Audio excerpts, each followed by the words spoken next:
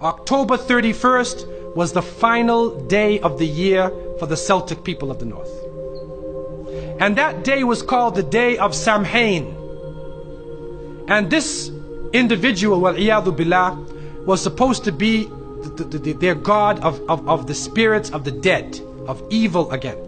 And according to their belief, the evil spirits would rise to the surface and would terrorize people on that evening.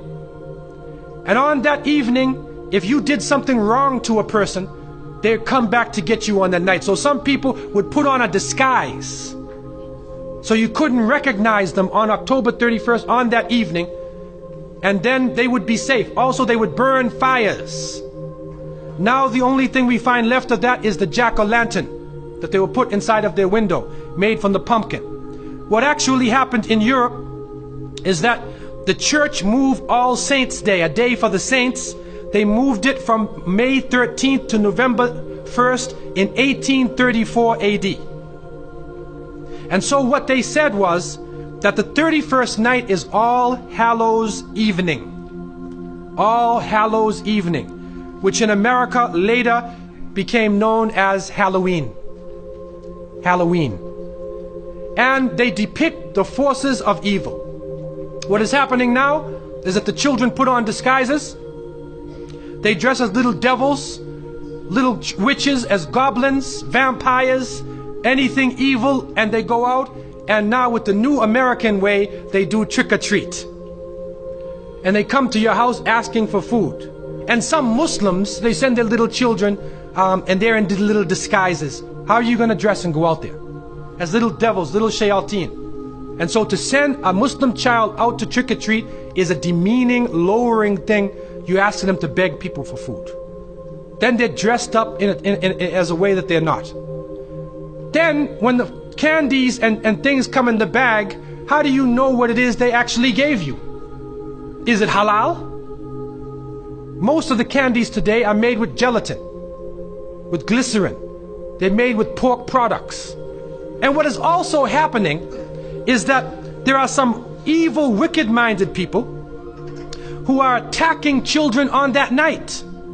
And there are literally groups of Satanists who are capturing children, sacrificing the child on that evening of Samhain, supposedly to get more spiritual power. It's happening right now. And so from so many angles, Muslims should have nothing to do with Halloween.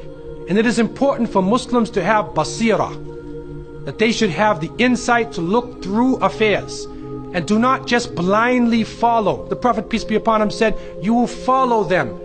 You will follow the people who came before you inch by inch, foot by foot. Even if they crawl into the hole of a lizard, you crawl inside there with them. And then they said, who are these people? Are they the Christians and the Jews? And the Prophet, peace be upon him, said, who else? And so it has come to pass. And you can't Islamicize these occasions. You can't use Arabic names and Islamic symbols to make it halal. And secondly, it is important for Muslims to cherish their own holidays. When the Eid al-Fitr comes, take the day off. There are some Muslims who go to work on Eid. They go to Eid prayer and they go to work. So what happens to your children?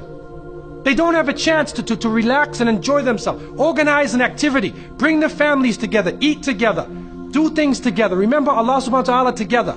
Make it a happy occasion for them. They will remember their Eids. Eid al-Fitr, Eid al-Adha. If they don't, then they get involved in Christmas, in Easter, in Halloween, where even in the Christian tradition now, it is confusing. And many of the Christians now, Seventh-day Adventists, Jehovah's Witnesses, and many people are taking a stand. And they're saying, we do not want to follow the pagan religion.